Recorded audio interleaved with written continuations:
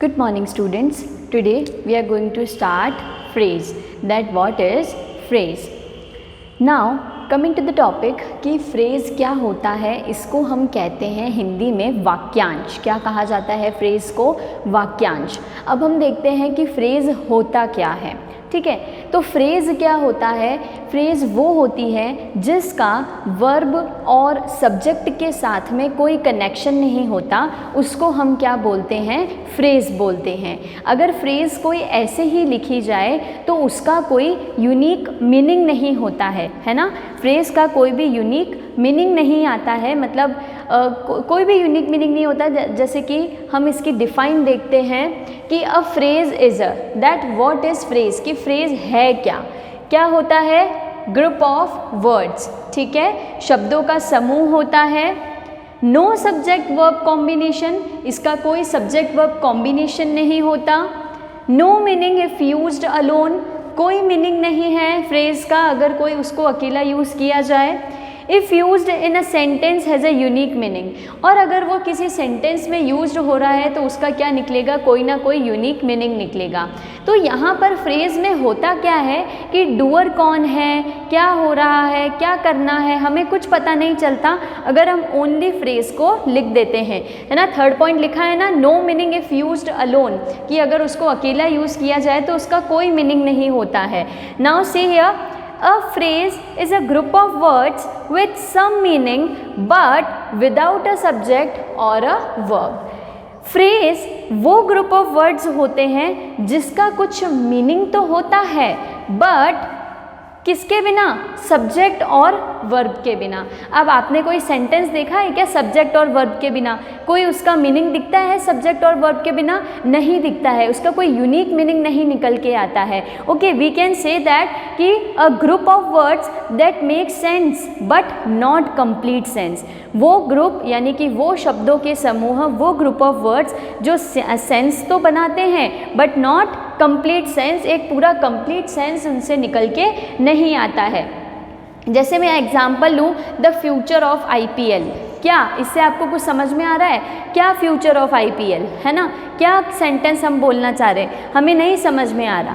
Now look at the example. तो यहाँ example से पहले ही देखो मैंने लिखा है phrase no subject plus verb. ठीक है, यानी कि फ्रेज में कोई सब्जेक्ट नहीं होता, कोई वर्ब नहीं होती। Now look at here, in the class.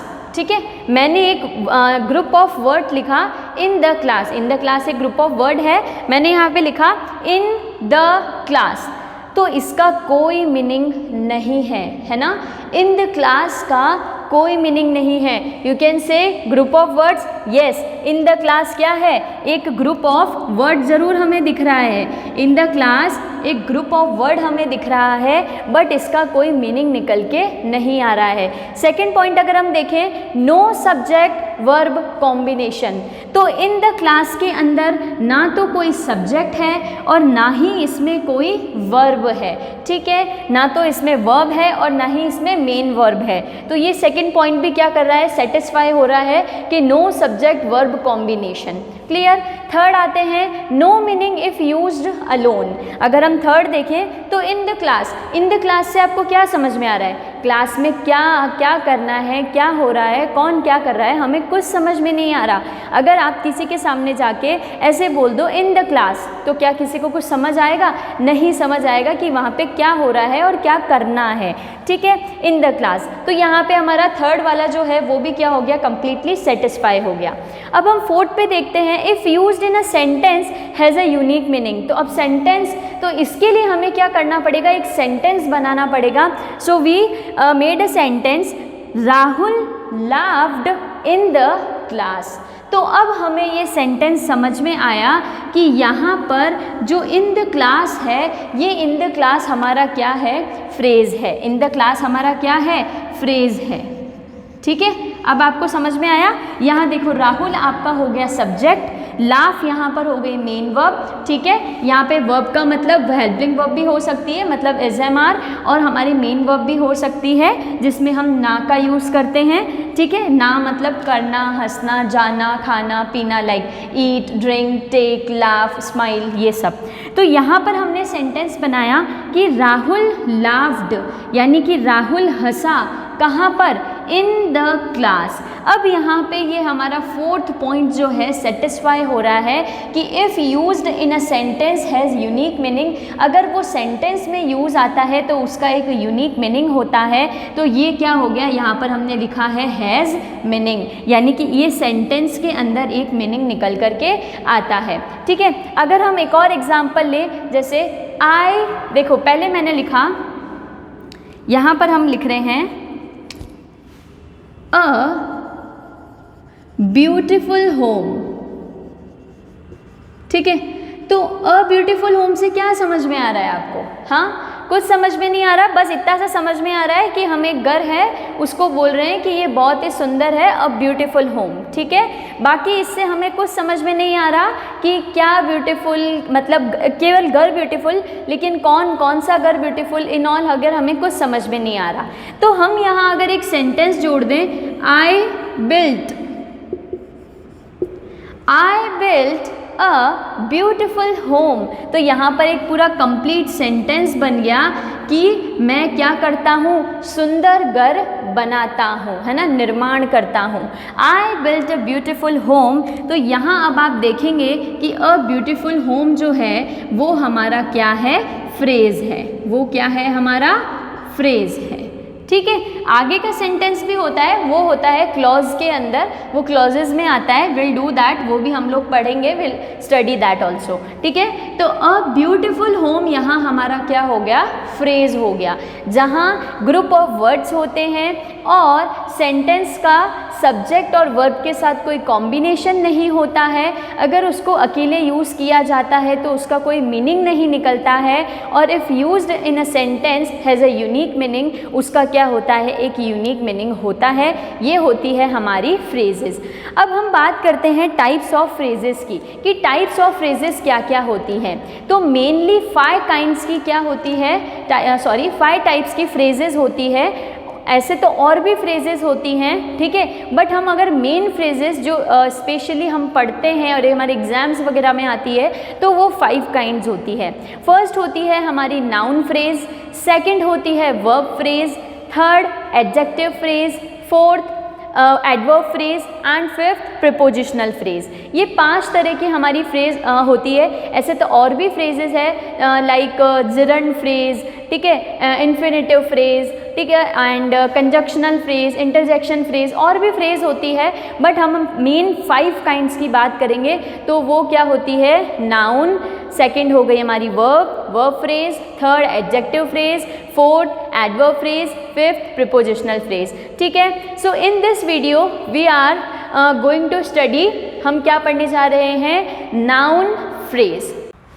Okay, so we have done with phrases, कि फ्रेजेस हमारा क्या होता है हमने पढ़ लिया, ठीक है। अब हम पढ़ेंगे नाउन फ्रेज, और फ्रेज में हमने देख लिया, ठीक है, रिकॉल कर लेते हैं। फ्रेज में हमने देख लिया कि फ्रेज क्या होती है, जिसमें सब्जेक्ट और वर्ब नहीं होते हैं, clear.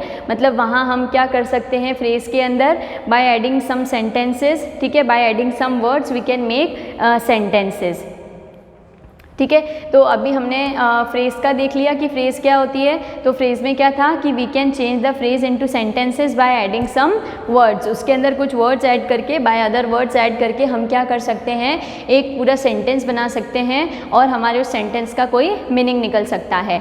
Now coming to the noun phrase, कि नाउन फ्रेज क्या होता है, ठीक है। सबसे पहले एक नाउन फ्रेज में आप ये ध्यान रखो कि नाउन फ्रेज में क्या होता है कि जहाँ पर जो फ्रेज होती है वो क्या करती है, एक्ट लाइक अ नाउन, है ना, वो क्या करती है, एक्ट लाइक अ नाउन, यानी कि नाउन फ्रेज वो ग्रुप ऑफ वर्ड्स होते हैं जो क्या करते हैं, as a noun does the work of noun, जो कि क्या करते हैं, नाउन का काम करते हैं। जिस तरीके से एक सेंटेंस में नाउन वर्क करती है, सेम उसी तरीके से नाउन फ्रेज भी सेंटेंस में काम करते हैं। बस वहाँ पर ये हो जाता है कि नाउन वर्क नहीं करके कौन वर्क कर रही है, नाउन फ्रेज वर्क कर रही है, ठीक है। तो यहाँ पर क्या हो गया, अ noun phrase is a group of words that does the work of noun, जो कि क्या करते हैं, नाउन का वर्क करते हैं। ठीक है, now coming to this define, कि ये डिफाइन क्या है, a phrase that acts like a noun in a sentence is called a noun phrase. ठीक है, अभी हमने पढ़ा कि वो फ्रेज जो कि क्या करती है, एक सेंटेंस के अंदर नाउन की तरह काम करे, एक फ्रेज जो कि नाउन की तरह काम करे सेंटेंस में, हम उसको क्या बोलते हैं, नाउन फ्रेज बोलते हैं। Clear? It contains a noun and other associative words which modifies a noun. यहाँ पर क्या है कि अगर आप नाउन फ्रेज का कोई भी सेंटेंस ले तो उसके अंदर नाउन होती है और दूसरे एसोसिएटिव वर्ड्स होते हैं, मतलब जो नाउन से ऐड होते हैं, ऐसे दूसरे एसोसिएटिव वर्ड्स होते हैं जो कि क्या करते हैं, नाउन को मॉडिफाई करते हैं। नाउन को मॉडिफाई करने का मतलब क्या हुआ, यानी कि नाउन के बारे में डिटेल में बताते हैं। जैसे मैंने बोला गर्ल, तो वहाँ पे मैं लगा रही हूँ लिटिल गर्ल, तो ये नाउन क्या हो गई, मॉडिफाई हो गई कि गर्ल क्या है, छोटी है। तो ये मॉडिफाई किसने किया, एडजेक्टिव ने मॉडिफाई किया। क्लियर? तो यहाँ हम देखते हैं कि यहाँ मॉडिफाइज में यानी कि नाउन फ्रेज कैन बी, तो नाउन फ्रेज क्या क्या हो सकती है, जैसे हमने वहाँ पर ये पढ़ा था फ्रेज में कि वहाँ पर सब्जेक्ट वाला वर्ब वाला जो कॉम्बिनेशन होता है वो कभी भी फ्रेज नहीं होता। ठीक है, उसमें कोई सब्जेक्ट वर्ब कॉम्बिनेशन नहीं होता। बट नाउन फ्रेज में क्या होता है, नाउन फ्रेज आपकी सब्जेक्ट हो सकती है, ऑब्जेक्ट हो सकती है, कोई डायरेक्ट और इनडायरेक्ट ऑब्जेक्ट हो सकता है, या फिर कोई भी प्रीपोजिशन का ऑब्जेक्ट भी हो सकता है ना, ऑब्जेक्ट ऑफ अ प्रीपोजिशन, उसका भी ऑब्जेक्ट वहाँ पर हो सकता है। यानी कि नाउन फ्रेज पूरे एक सेंटेंस में से कहीं भी निकल सकती है। ठीक है, एग्जाम्पल देखते हैं हम लोग। अ woman in the window shouted for help, कि एक लेडी है, तो यहाँ पर हमारा नाउन क्या क्या है। ठीक है, अ वुमन जो कि कहाँ है, उसको मॉडिफाई कर रहा है इन द विंडो, तो यहाँ पर अ वुमन इन द विंडो हमारी क्या हो गई, नाउन फ्रेज हो गई। बिकॉज कि अगर मैं केवल इन द विंडो बोलूँ तो क्या मेरे सेंटेंस का कोई मीनिंग निकल रहा है। ठीक है, इन द विंडो, क्या इन द विंडो, ठीक है, क्या हो रहा है इन द विंडो, तो वहाँ हमने लगाया कि एक वुमेन है ना, अ वुमेन, एक वुमेन है, इन द विंडो कहाँ पर है, विंडो पर है, जो कि क्या कर रही है, शाउटेड फॉर हेल्प, यानी मदद के लिए चिल्ला रही है। ठीक है, चिल्लाती है, तो चिल्लाया उसने, a women in the window, तो ये आपकी क्या हो गई यहाँ पे, नाउन फ्रेज। क्या हो गई, a woman in the window, noun phrase हो गई। ठीक है, सेकेंड एग्जाम्पल देखते हैं। She bought a decent black shirt, अगर मैं शी बॉट को हटा दूँ तो अ डिसेंट ब्लैक शर्ट, ठीक है, यहाँ पे अ डिसेंट ब्लैक क्या है, एक हमारा ग्रुप ऑफ वर्ड्स है, तो इसका ग्रुप ऑफ वर्ड्स कोई मीनिंग नहीं निकल रहा अ डिसेंट ब्लैक शर्ट का, है ना, कोई भी यूनिक मीनिंग नहीं है। बट अब मैंने यहाँ पर कर दिया शी बॉट, यानी कि अब यहाँ पे पूरा एक सेंटेंस कंप्लीट हो गया। इस सेंटेंस का एक मीनिंग निकल रहा है जो कि क्या है, she bought a decent black shirt, यानी कि उसने क्या खरीदा, एक अच्छा सा सुंदर सा ब्लैक शर्ट खरीदा। तो यहाँ पे शर्ट जो है वो हमारी क्या होती है, नाउन होती है, उसको मॉडिफाई कौन कर रहा है, ये ब्लैक, यानी कि जो शर्ट है वो कैसे कलर की है, ब्लैक कलर की है। ठीक है, और वो कैसी है, डिसेंट, तो अ डिसेंट ब्लैक शर्ट हमारा पूरा क्या हो जाएगा, नाउन फ्रेज हो जाएगा। ठीक है, ये हमारा पूरा क्या हो गया, नाउन फ्रेज हो गया। एक और एग्जांपल हम ले लेते हैं, जैसे मैंने बोला I saw a lion in the zoo, I saw a lion in the zoo, कि मैंने जू में क्या देखा, एक लायन देखा। तो आई सॉ तो यहाँ हो नहीं सकता, ठीक है, ये यहाँ पे जो है हमारा सब्जेक्ट वर्ब कॉम्बिनेशन है, तो ये तो हमारा फ्रेज में आएगा नहीं। तो अ लायन इन द जू, अ लायन इन द जू क्या हो गया, यहाँ पे हमारा किस में आ जाएगा, फ्रेज में, नाउन फ्रेज में आ जाएगा। ठीक है,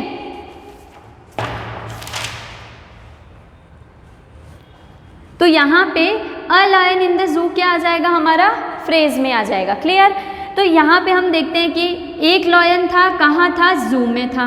ठीक है, एक और एग्जांपल ले लेते हैं। I have